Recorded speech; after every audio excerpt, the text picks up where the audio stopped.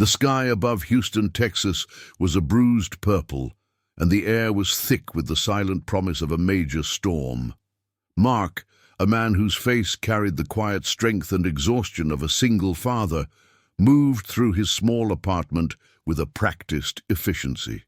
He packed a single backpack with the essentials, a first aid kit, some non-perishable food, and a few small toys for his 7-year-old daughter, Lily. Outside, the rain began not with a gentle patter, but with a sudden, furious downpour, hammering against the window pane like 1,000 tiny fists. Lily, with her wide, trusting eyes, sat on their worn sofa, a faded yellow blanket clutched in her hands. The emergency broadcast on their old television flickered, a constant chorus of warnings about flash floods and rising water. "Is the water going to come inside, Daddy?" she asked, her voice small and tight with fear. Mark knelt before her, his hand gentle on her tiny shoulder. "No, sweetie. Our apartment is safe. We're just getting ready to go to the community shelter, just in case.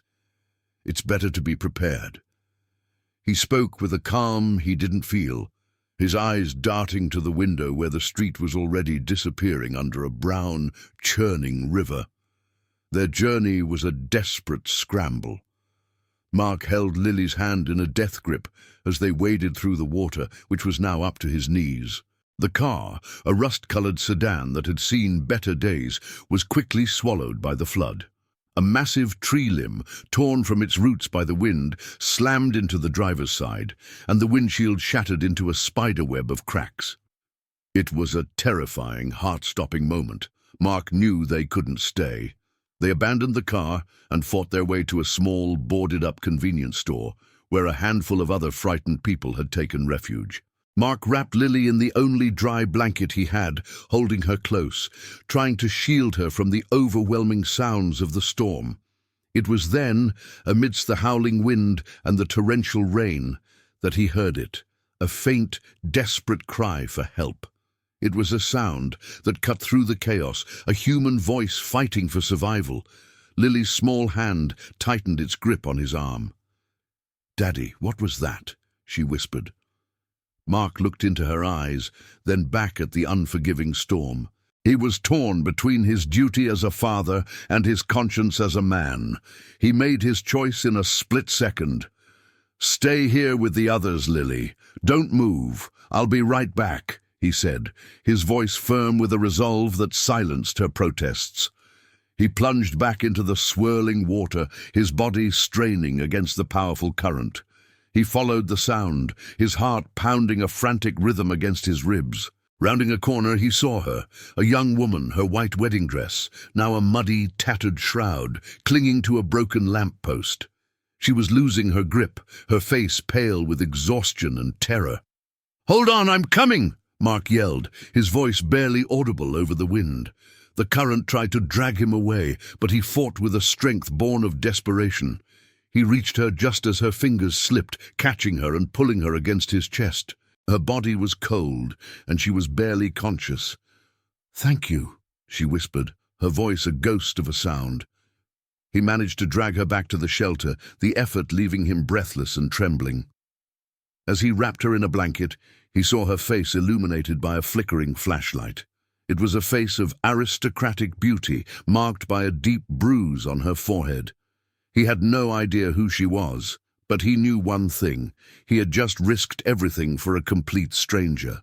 The days inside the community shelter were a blur of organized chaos. Aid workers moved through the room, distributing food and water. Families huddled together, their faces etched with a shared trauma. Mark and Lily were given a small corner with 2 cots, which quickly became their refuge. He never left the mysterious woman's side, making sure she had enough to eat and a clean blanket. He learned her name was Emily. She was still weak, her body battered and bruised, but her eyes held a fierce intelligence that intrigued him. "How are you feeling, Emily?" he asked one afternoon. She sat up slowly, the movement a clear effort. "Better. Thank you, Mark. You saved my life. I don't know what I would have done without you." Her voice had a soft, refined accent, a melodic lilt that hinted at a life very different from his. Her muddy, torn wedding dress was a constant, stark reminder of the circumstances that had brought her to this place. "You don't owe me anything," Mark said, a gentle smile on his face. "We all help each other out here. It's just what you do." Lily, with the innocent curiosity of a child, approached Emily holding a small, worn teddy bear. "Here," she said, her voice soft. "Teddy helped me feel better. Maybe he can help you too." Emily's reserved demeanor melted. A tear escaped her eye as she took the bear, a genuine, heartbreaking smile spreading across her face. "Thank you, Lily. He's perfect." That night, as the shelter's hum of quiet sobs and murmured prayers faded into sleep, Emily finally spoke of her past. She told him about a life of unimaginable wealth and privilege, a world of ruthless business deals and cold expectations. "My family owns Ether Dynamics," she confessed, the name of the monolithic energy company that dominated the city's skyline. "I was on my way to my own wedding when the storm hit. I was running away. I couldn't go through with it. The marriage was just a business deal. The car flipped in the water. I thought that was the end." Mark was stunned. Ether Dynamics was a household name. Their executives were a constant feature in the news. He vaguely remembered hearing about the mysterious disappearance of the company's heiress, Emily, in the aftermath of the storm. He had been too preoccupied with Lily and the storm to pay much attention. "So, they think you're—" Mark asked, the realization dawning on him. "Dead?" "Yes," she confirmed, a new, determined light in her eyes. "And that's what I want them to continue to believe. It's my only chance at a real life, a life where I'm not a product or a commodity." Emily looked at him, her gaze pleading. She was asking for more than just a place to stay. She was asking for his help to disappear, to start over. He saw not a billionaire, but a woman trapped, a person desperate for freedom. "Then you're dead," Mark said, his voice firm and unwavering. "As far as I'm concerned, Emily, you were a victim of the flood, and I was just a stranger who pulled you from the water." A silent, powerful bond formed between them in that moment, a bond of shared secrets, mutual respect, and a deep, unspoken understanding of what it meant to fight for a new beginning. Weeks turned into months, and the city began its slow, painful process of recovery. Mark's small apartment, which had once felt cramped, now felt like a home for three. Emily, with no one to turn to, seamlessly became a part of their lives. The quiet sanctuary of their apartment was a world away from the gilded cage she had escaped. She helped Lily with her homework, her patience and kindness a stark contrast to the life she had left behind. She taught Lily to draw intricate sketches, an art form she had mastered in a privileged school. In return, Mark and Lily taught her the simple, profound joys of a life built on love and small moments. She discovered the deep satisfaction of a home-cooked meal, the comfort of a child's hug, and the quiet, unwavering strength of a man who worked tirelessly for his family. One sunny afternoon, they sat on a park bench, watching Lily play on the swings, her laughter a sweet melody in the air. "I've never felt so free," Emily confessed, a genuine smile on her face.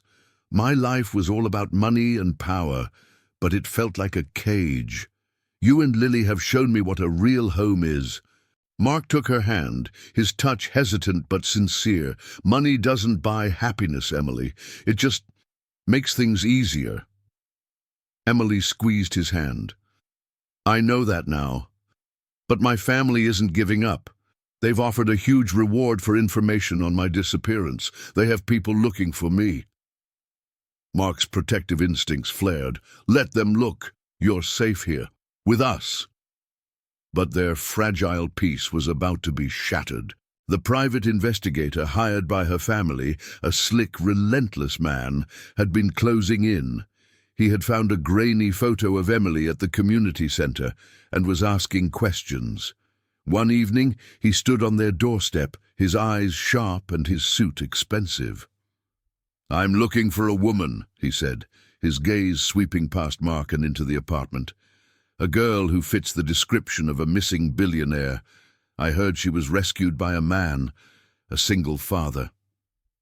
Mark's heart froze. He was a good liar, but he knew he couldn't fool this man for long. "I don't know what you're talking about," Mark said, a wall of protective resolve in his voice. The PI's eyes narrowed and his gaze landed on one of Lily's detailed drawings taped to the fridge, a drawing Emily had helped her with. The art style was a giveaway. He knew he was close. "You may be a good liar, but I have a feeling the truth is just inside that door," the PI said, a cold smile on his face. After he left, Emily and Mark knew their time was running out. She sat with him, a somber look in her eyes. "I can't go back, Mark. Not now. Not after what you and Lily have shown me. This is my family now. But I can't let you risk everything for me. There's a way. I can use what I know about ether dynamics to expose my family's corruption. They're hurting people, and I can prove it.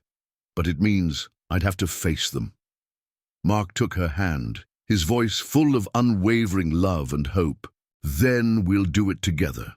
We'll face them together." In that moment, they were not just a single dad and a runaway billionaire. They were a family, ready to fight for a life built on truth, love, and a new beginning. They had been brought together by a storm, but they would find their future in each other.